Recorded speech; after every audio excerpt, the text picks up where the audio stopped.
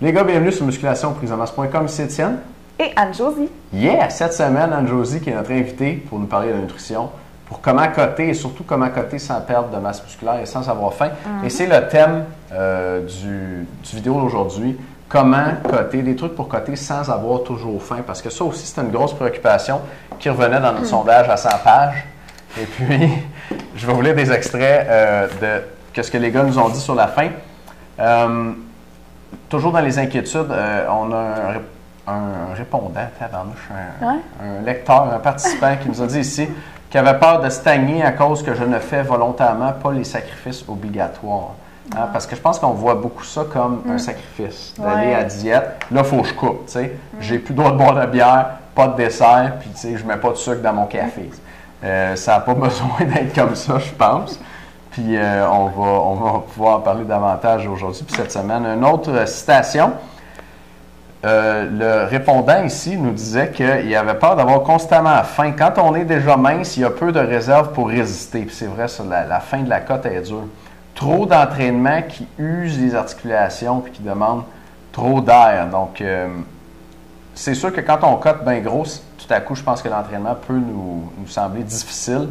Puis, on peut avoir constamment faim. Donc, comment est-ce qu'on fait pour coter sans avoir faim? Tu vas nous dire ça dans un instant, Josie, mais juste avant. Oui. Juste avant, je veux parler de la formation de Charles cette semaine. Là, il ne sera pas content parce que j'en ai pas parlé hier, mais vous avez reçu les courriels. Cette semaine, Charles nous donne une formation 3 aliments coupe-faim qui te font moins manger et qui peuvent te faire perdre du poids sans t'en rendre compte. Et là-dedans, Charles va nous dire comment couper ton appétit en mangeant les bons aliments. Il va nous montrer une toute nouvelle charte qui classe les aliments du meilleur au moins bon pour perdre du poids. J'ai hâte de voir ça. Ah, ouais. J'ai hâte de voir ça. Je t'explique le rôle du sucre sur le gras de ton ventre et sur le contrôle de ton appétit. Charles nous dit ça. La prochaine formation est donnée jeudi soir à 8 h et la suivante, samedi matin à 11 h. Tu n'as pas besoin de t'enregistrer. Tu vas recevoir un courriel 5 minutes avant la formation. Si tu es là, puis tu vas l'avoir, ouvre le courriel, clique là-dessus, tu vas arriver, Charles te parle. Et elle va être en rediffusion dimanche si tu la manques, puis tu ne peux pas l'avoir en direct. Alors, l'information sur les heures, la page où ça se trouve et les sujets est aussi en dessous du vidéo et tu vas recevoir un rappel par courriel. Aussi, cette semaine, si tu es avec nous depuis quelques semaines, tu sais comment ça fonctionne. Alors, voilà pour les formations. Cette semaine aussi, il y a les 25 recettes pour être cote avec Anne-Josie qui sont en vente. L'information est en bas du vidéo là-dessus. Et là, maintenant, aujourd'hui, Anne-Josie va nous dire comment coter sans avoir toujours faim. Exact. Donc, c'est le fun. On offre plein d'outils à nos membres. C'est incroyable. C'est beaucoup incroyable. De choses. Donc, oui, effectivement, dans les 25 recettes, il y a aussi des bons outils parce que, effectivement, un concept qui revient souvent dans ma clientèle et même par moi-même, qui est une personne qui s'entraîne de façon quand même intense et régulière. Donc, c'est la faim. Et on veut coter, on veut améliorer notre composition corporelle, mais sans avoir toujours l'impression qu'on mangerait l'obsession, hein? C'est ça. Ça devient une obsession quand on a trop faim. Ah oui. Donc, un des points importants, c'est, je te dirais, la compréhension et la perception. Oui, c'est un point important parce que lorsque tu te dis, bon, ben là, à partir de lundi, je me mets à diète, puis là, je coupe tout. Là, tu vas arriver lundi, puis tu vas avoir peut-être de la motivation parce que tu veux des résultats. Puis là, sauf que quand même, dans ta tête, dans ta perception, tu vas te priver, puis ça va être des gros sacrifices que tu vas faire. Donc, juste cette perception-là te nuit parce que là, tu as l'impression que tu es en train de te priver, puis ça se peut que tu sois vraiment en train de te priver aussi. Puis là, tu mets tout de côté les choses qui t'auraient apporté, dans le fond, du bon, puis tu mets les choses un petit peu moins optimales pour perdre du poids, tu les mets de côté aussi, mais tu mets bien des bonnes choses de côté aussi sans t'en rendre compte souvent parce que tu penses qu'il y a des aliments interdits. Donc, moi, ce que je te propose, c'est plutôt un concept de combler ton appétit par, dans le fond, la réussite de combler tes besoins nutritionnels. Donc, les recettes que je te propose, c'est des recettes qui vont amener une panoplie de nutriments qui ont tous des fonctions dans ton corps. Tu n'as même pas besoin de te questionner, je les ai pensés pour toi. Donc, on a besoin, en fait, oui, des lipides, des protéines, des glucides.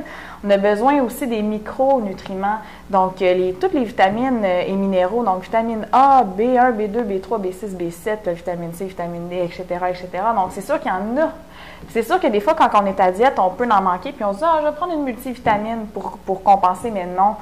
L'aliment est conçu avec des panoplies de petits composés qui vont avoir un effet potentiel les uns sur les autres. Donc, les suppléments ne peuvent pas remplacer les aliments. Il y a des choses dans les aliments qu'on n'a pas dans les multivitamines. Oui, c'est ça. Donc, dans le fond, ça peut peut-être mettre un pansement sur un certain temps, mais ça ne règle pas le bobo. Donc, c'est sûr que la stratégie pour pouvoir manger sans avoir faim quand on veut coter, c'est de comprendre que les aliments qu'on choisit ont un impact positif sur notre corps, puis de les manger avec le plaisir aussi.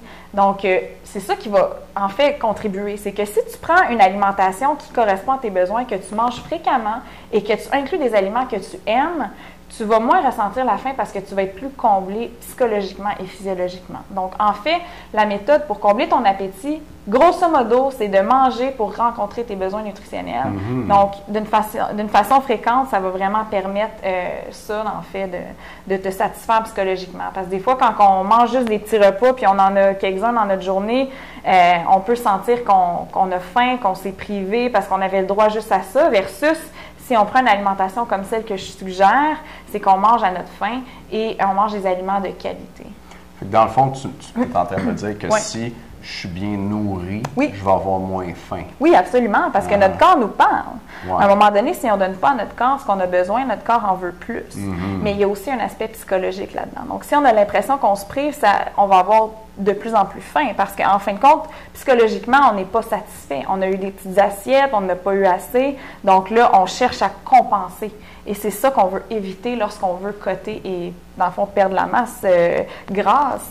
C'est qu'on veut donner à notre corps ce qu'il a besoin, mais pas trop. Donc, c'est pour ça qu'on écoute nos signaux et qu'on mange des aliments de qualité, comme je le suggère. Il faut manger les bons aliments. Exactement. Puis la qualité nutritionnelle. Dans tes recettes, il y a juste ces aliments-là.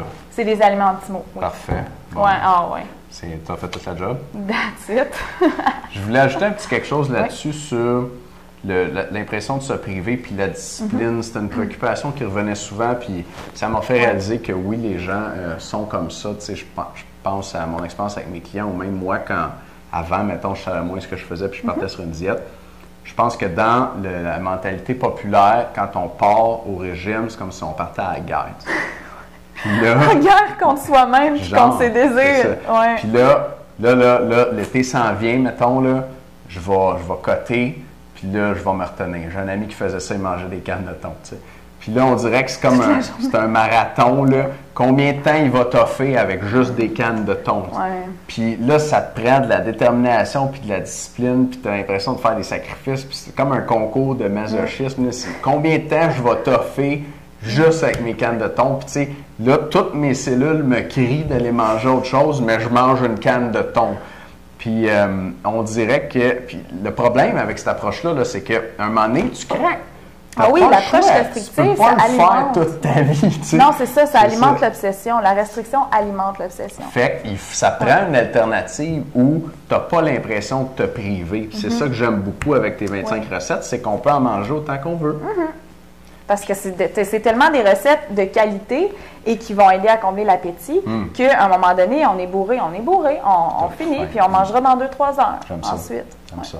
OK, pour les membres, dans un instant, on vient avec plus de trucs pour coter. Exact. Manquez pas la formation de Charles demain, samedi et en reprise dimanche.